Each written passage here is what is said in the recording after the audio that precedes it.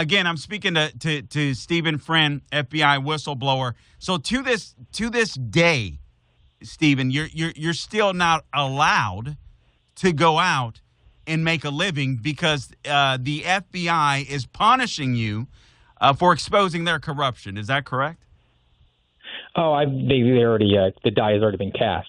They have withheld my training documents to the point where I can't get into law enforcement. I mean, I get denied applications to work as just a regular sheriff's deputy, even part-time security. It's been a tough road to hoe here, but hopefully with the incoming Kash Patel directorship, I'll at least maybe get access to that sort of information. And on top of the fact that my security clearance being revoked is kind of a pretty bad black stain on you that you're unable to really gain any sort of employment out that's meaningful. Man, that stuff makes me so hot. I mean, you are a strong person to deal with this and having it just makes me so frustrated. I hope someone in Trump's orbit is listening. I hope Kash Patel will right this wrong against these FBI whistleblowers that have been absolutely punished for doing the right thing and going about it the right way, as a matter of fact, and are just being destroyed for it. All right, six of the FBI's most senior executives were basically marched out of the buildings on orders of the acting Deputy Attorney General Emil Bove. So Trump isn't missing a beat, even though his nominations are waiting for confirmation. The people that are already in and these acting directors, if you will, aren't missing a beat. So your thoughts on these senior executives that were basically marched out or told to resign by today? This was an outstanding move, particularly last week, Thursday and Friday. These EADs, as they're called, executive assistant directors, they're the fourth in line. You have director, deputy director, associate deputy director, but then these six folks oversee the various branches of the FBI. It's an incredibly high, prominent position.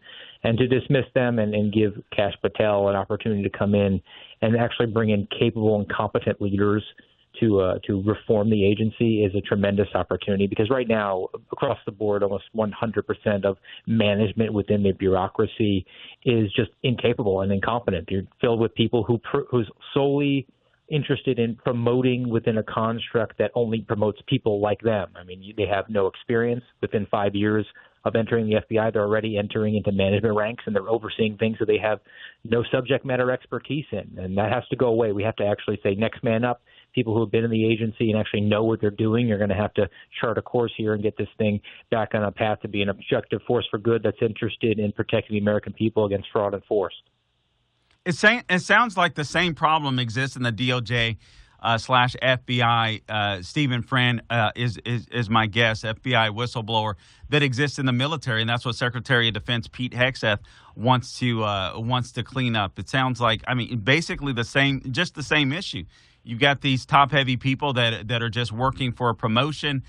You talked about, just briefly, you mentioned this before, but a lot of these people, they get paid based upon bonuses, so their incentive isn't necessarily to maybe solve crime as much as it is to create crime. Am I going too far with that? Maybe tie that into the J6 prosecutors that are being fired, Stephen Friend?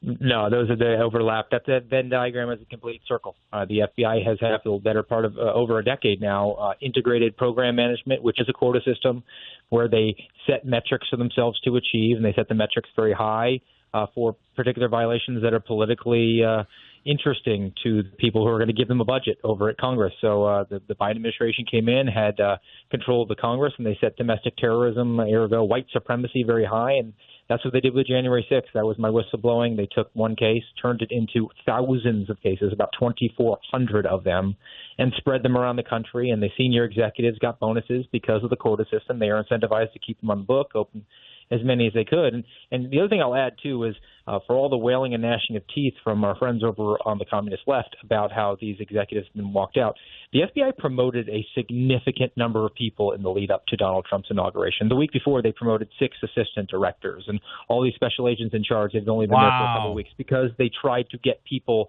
into executive ranks in preparation to resist Donald Trump and Kash Patel. So these are not people who are long tenured and experienced executives. Do you think that Donald Trump is better abled, or I mean, he seems like it. I mean, the guy is taking a sledgehammer to the DOJ and the FBI, and he has under the Constitution. I was reading through Article 2 of the Constitution, Steve. I'm like, I don't understand the uproar about all this stuff. This guy's the head of the. I mean, these people are under the helm of the executive branch. You think Trump gets it this time, based upon what you're seeing?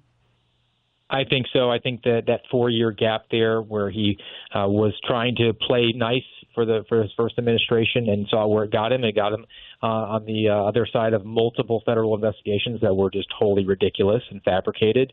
And then now he's actually got an appetite to go in and root this sort of thing out. He's done talking about the good men and women of these agencies and saying that, look, a lot of them are the problem, not just because that they were contriving these schemes, but because they were just willing to follow orders. They saw their oath of office as nothing more than an iPhone user agreement, something you check yes in order to get access to a lucrative career, and that is wholly inappropriate if you are in a position of public trust, and you need to be rooted out. I am not going to shed a tear for anyone who just followed orders and agreed to put 80-year-old women who prayed outside of an abortion clinic in behind a cage because their boss told them to, because their boss wanted to get a $50,000 a year bonus. All right, I'm speaking to Stephen Friend, FBI whistleblower, also author of the book. I don't know why I forgot to mention this, True Blue, My Journey from Beat Cop to Suspended FBI Whistleblower. So please go out and purchase that book. Help a brother out, if you will. Stephen, we only have a minute and a half left with you here. J6 prosecutors, they're gone. Speak about that real quickly. Your take on that. Wholly appropriate. Again, we're back to the process. Look, regardless of what offenses were committed on January 6th, the DOJ and the FBI were interested in the outcomes. They violated due process rights, they violated cruel and unusual punishment rights, and they marched people into a star chamber so that they could get another pelt on their belt here. All the prosecutors there, and I've talked to others who knew about what was going on, the illegalities that occurred there, they should not just lose their jobs, they should be, in fact, prosecuted for color of law violations. Look, the example I give is Bill Cosby. Bill Cosby committed horrible offenses, sexual assaults against young ladies, but when he agreed with a prosecutor to tell them what happened in return for not being prosecuted, that deal was struck and then violated by the government. Bill Cosby walked free. This is entirely the fault of the government. They made the process, the punishment. They got away from the directive to follow the process. So regardless of what anybody committed, anybody who was wrapped up in J6 as a I subject agree with you. needs to be let free. Man, that's such a great point. 20 seconds. The standards need to be raised with in the FBI as far as qualifications, DEI, whatever it may be. 20 seconds. They put diversity ahead of rigorous obedience to the Constitution as a core value. That needs to go away. We need to get competent, capable people here who are actually able to do the job of law enforcement. All right. Stephen Friend, I appreciate you, man. I'm going to be sounding the horn and praying for you.